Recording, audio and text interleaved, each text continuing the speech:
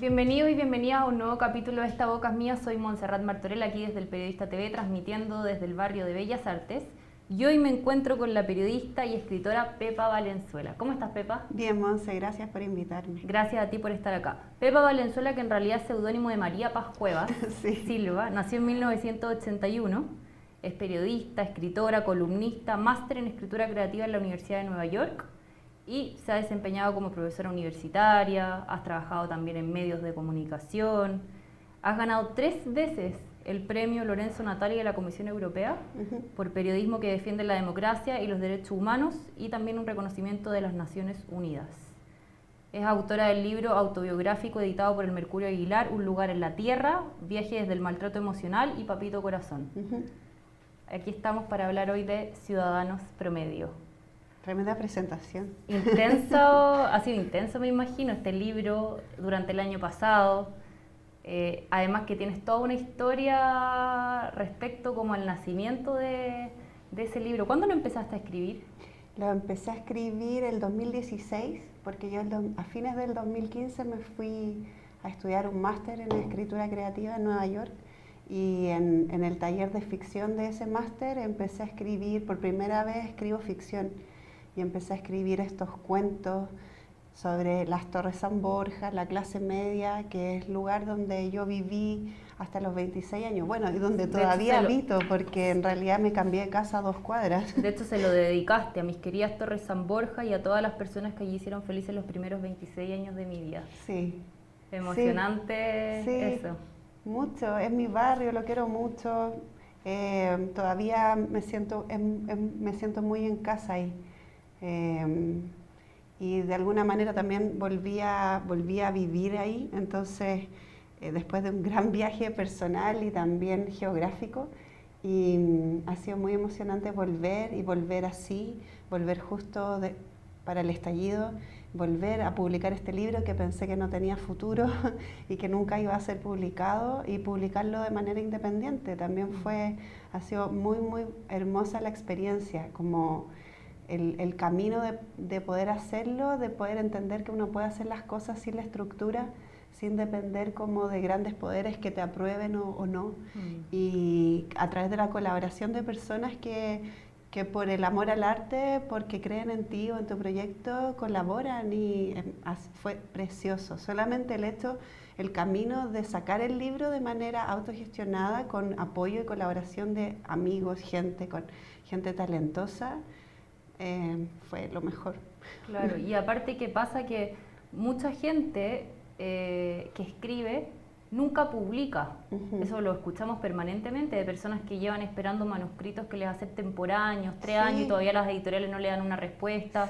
Y en el fondo tú, que ya tenías un nombre consagrado, que has publicado con editoriales grandes, que has trabajado en medios de comunicación importantes, que eres reconocida, te lanzas como... También es un mensaje a las personas, ¿no?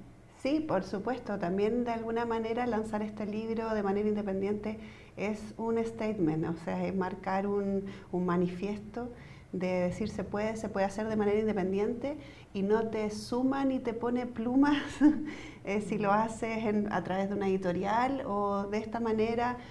Al final uno escribe porque quiere escribir y porque quiere ser leído, quieres compartir las historias. Entonces no es la única manera, y fue increíble como darse cuenta de eso, de que no importa, y que también de alguna manera te sacude de tus propias limitaciones y de tu propio ego también, y como de miedo, escritor, de prejuicio, de un montón de cosas. Fue despercudirse de un montón de cosas, soltar, y también hacerle caso a lo que se estaba viendo en la protesta y en la movilización, como la gente entendiendo que ciertas estructuras están controladas por élite, y eso también pasa en el mundo editorial de alguna manera. Y si no entras, no significa que seas malo, significa solamente que nada, este país también tiene una historia de no haber aceptado a personas que eran muy talentosas y que querían aportar. No digo que no me pongo al mismo nivel, ¿cachai? No sé. Pero José Donoso, por ejemplo, vendía sus libros él mismo en la calle, por ejemplo. Exactamente, sin ningún entonces pudor. No... Es muy bonito hacerlo así, además que es un libro popular, entonces hacerlo como de esta manera también, devolverlo, hacerlo de manera independiente, como sin depender de estas estructuras de poder. Me hace mucho sentido con además el contenido del libro. Sí, y también con el feminismo, Sí, con montones de cosas que también van rozando en estos relatos. El libro que ahora usted tiene en sus manos ha sido rechazado, ninguneado y mirado en menos. Conoce las listas de espera y también el dolor del olvido. La paradoja es que además este es un libro acerca de la clase media y sus ciudadanos promedio. Así parte esta contraportada, que es bonita, es valiente, me parece.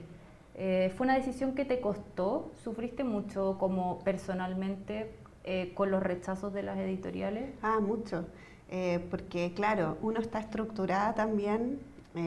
Tuve que romper mis propias estructuras y mis propias limitaciones para poder sacarlo finalmente, porque entonces venía maqueteada para que uno escribe un libro. Además, como tú decías, yo había publicado 2 libros con editoriales grandes, entonces yo dije, claro, aquí la rompo, mi tercer libro, obviamente me van a publicar las editoriales, y me dijeron que no, por razones como de formato. De la estructura. Claro, que eran cuentos, hay algunos cuentos que son muy largos, que después mi editora en el máster me decía, pero Pepa, ¿por qué escribiste estos cuentos o sea, hay algunos que son demasiado largos? Un cuento hoy en día tiene máximo 10 páginas, y yo no tenía la menor idea. Y hay otros cortitos, yo leí también algunos de 3 páginas. Y hay unos muy cortitos, el de la señora M.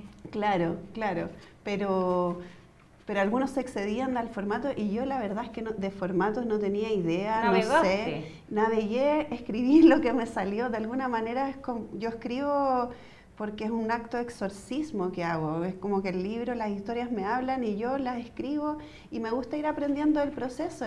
También es un camino de ensayo y error. Entonces, como que yo no sabía este tipo de normas que habían sobre la estructura o sobre el estilo, que me parece bien que existen, y me parece bien que haya escritores que tienen toda esta formación. Me parece súper respetable, pero yo vengo del mundo del periodismo, tengo las ganas de contar historias, de ser leída, de ir aprendiendo en el camino. Y está muy bien editado, mucho mejor editado que muchas gracias. Me autoedité. Lo editaste tú. Sí. Por eso, porque es una escritura que en realidad funciona perfecto. O sea, la redacción, no hay ripios, no hay problema. Son relatos cortos. Hay una novela también, breve. Sí, una novela corta. ¿Son cuántas páginas? Como casi 250. Donde yo veo mucho humor, pero sobre todo también veo que hay un talento narrativo que aparece desde que tú escribes columnas. Por ejemplo, tú escribiste columnas que fueron muy polémicas, como la de Me cansé de Chile, pero que es una excelente columna en términos gramaticales, de sintaxis, funciona perfecto, y más allá de que la gente pueda sentirse más o menos cercana a la columna ya muestra esos dotes de narradora, de una mujer que sabe contar historias y que las cuenta muy bien. Muchas gracias, Monse. El periodismo ha sido mi escuela, y siento que es una tremenda escuela para aprender a contar historias, pero también el periodismo, bueno, también como uno se lo viva, pero es una escuela para aprender a ponerte en los zapatos del otro. Y en ese sentido creo que te ayuda a contar las historias, a contar lo que sea después, novela, cuento, desde un lugar distinto, que es un lugar más visceral también, pero también más amoroso, como aprender a ponerse en los zapatos del otro y a mirar a las personas y entender cómo se viven sus historias. Te ayuda también después a escribir. ¿Sí? Escribir desde ese lugar también. Sobre todo el contacto con las personas que están fuera de la órbita del periodismo, porque el mundo del periodismo también es bien duro. Sí, tremendo. Y hay que tener cuero de chancho para Menos mal, sobrevivir. yo soy independiente, entonces en ese sentido he estado protegida de como ambientes. Entonces yo no me he vinculado mucho con las oficinas, con ese mundo del horario de 9 a 6. Yo trabajo desde mi casa. Y eso me ha permitido también tener esa independencia para mirar el mundo que me gusta, y que me ayuda también mucho a escribir historias. ¿Estuviste 6 meses sin escribir? ¿Es cierto eso? Sí, es cierto. Como me rechazaron el libro de 2 editoriales, dije, bueno, y yo estaba tan segura que me iban a publicar dije, bueno, en realidad entonces no sirvo para escribir ficción, no soy escritora, debiera dedicarme al periodismo nomás, y escondí mis cuentos humillados, no los olvidé, como que me daba mucha vergüenza mostrarlos, los mostré hace muy poco, antes de sacar el libro, se lo mostró recién a mi mamá, como, mira, esto fue mi tesis en el máster, qué vergüenza y todo. Y me olvidé de ellos hasta el estallido. Y ahí me di cuenta de que lo que estaba reclamando, pidiendo la gente, tenía todo que ver con lo que pasa en los cuentos, que son estos ciudadanos promedio que al final siempre luchan como por salir a flote y el sistema siempre los hunde.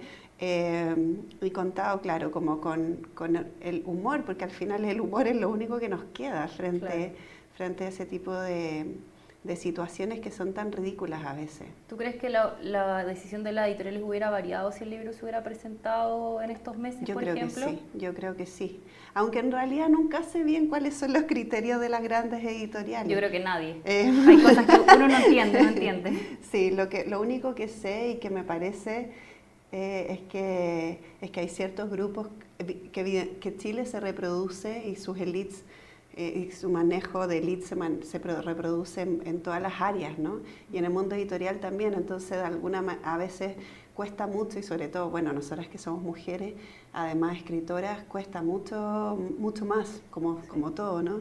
Y que siempre se publican los mismos grupos de amigos, en general, y que hay gente que tiene más acceso que otras, entonces sí, son ambientes cerrados y cuesta hacerse el espacio, pero con el proceso de este libro entendí que uno no tiene que luchar por hacerse el espacio tampoco, que uno tiene que hacer lo que tiene que hacer, y si lo mío es escribir y quiero ser leída y quiero llegar a mis lectores, lo puedo hacer igual, ¿cachai? Con apoyo de una editorial genial, fantástico, o por mis propios medios, y con la ayuda de otras personas.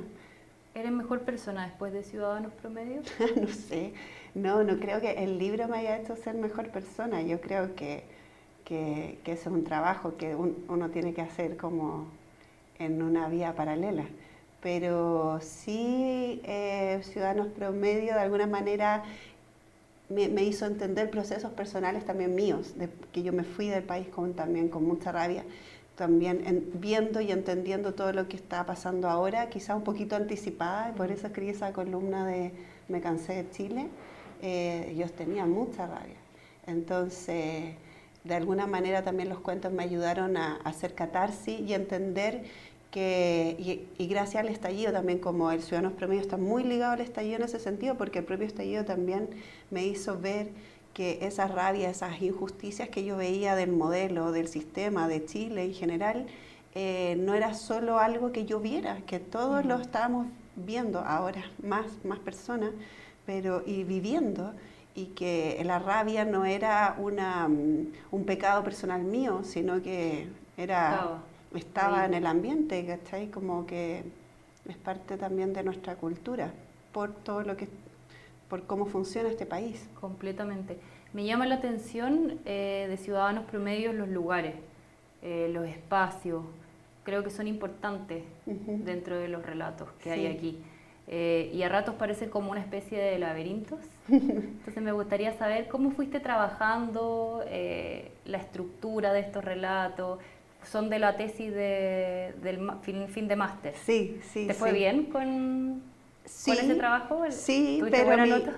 Sí, tuve buena nota, aprobé el máster, aprobada, pero aprobada como escritora. Pero claro, los cuentos, tenía este tema de mi profe diciéndome que había cuentos muy largos, como el tema del formato, por eso pensé que no eran cuentos, que no estaban bien escritos, que les faltaba. Cuando te dicen les falta, yo no entendía qué era eso. Y todavía no lo entiendo, la verdad, pero claro, son cuentos que están también basados en las Torres San Borja, que es el barrio de mi infancia, pero además para mí las Torres San Borja son un lugar bien simbólico sobre la clase media. Total. Están en la mitad de Santiago, además habita mucha gente en las Torres San Borja, y habita clase media, o sea, abuelitos pensionados, profesionales que están empezando, familias jóvenes o estudiantes universitarios, Y entonces en todos los cuentos de alguna u otra manera se espejean, salen, aparecen o literalmente ya de frentón están situadas en las Torres San Borja. Claro. Sí. Que son también, es como... Que son laberintos urbanos además. Exacto, laberintos urbanos y además son los recuerdos de tu infancia Sí. y los recuerdos de tu adolescencia y de tu adultez también. Sí. En el fondo se va configurando todas esas cosas. ¿Volviste para quedarte ahora en Chile? Yo creo que sí. Sí, yo creo que sí. Si me fuera, no descarto la posibilidad de volver a irme, pero por ahora me quedo acá por varias razones. Mi mamá también está más viejita, quiero estar con ella y creo que este país es hermoso. Me reconcilié mucho con Chile, con las cosas que pensaba. Aprendí mucho de que a veces no es lo que uno mira, sino cómo lo mira. Y tengo muchas ganas de ir a habitar, eso sí, más cerca de la naturaleza o tener un espacio como cerca a la naturaleza hermosa que tenemos, pero sí, me quiero quedar.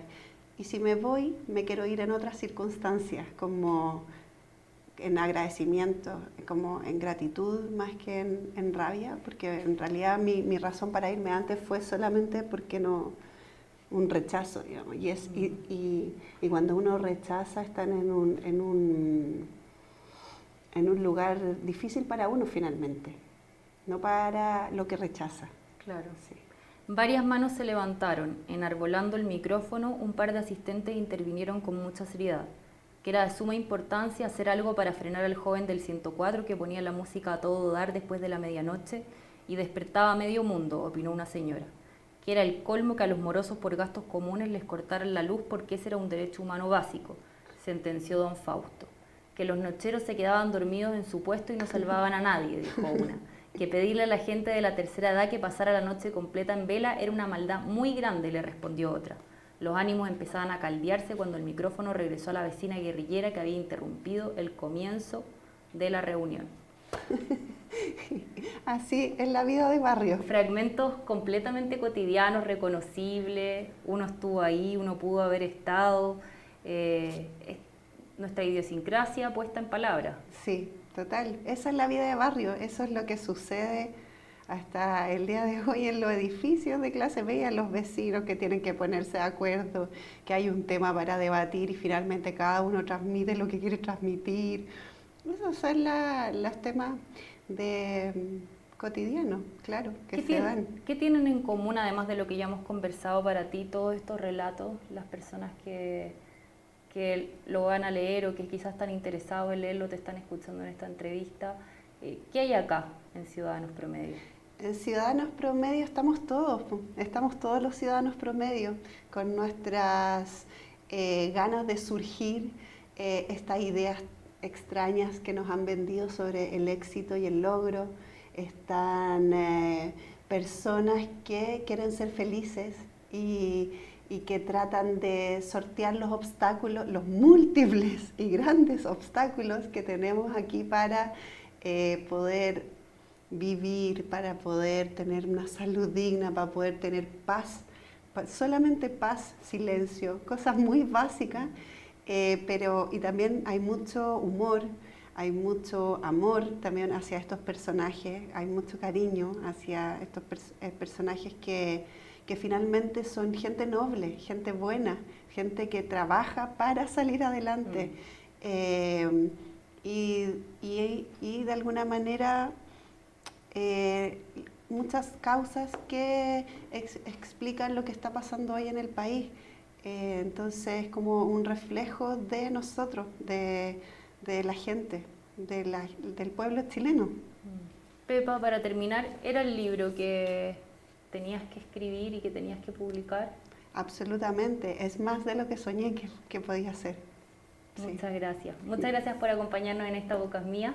Gracias, Monse. Te esperamos pronto, seguro vas a seguir escribiendo. Pero ojalá que las editoriales...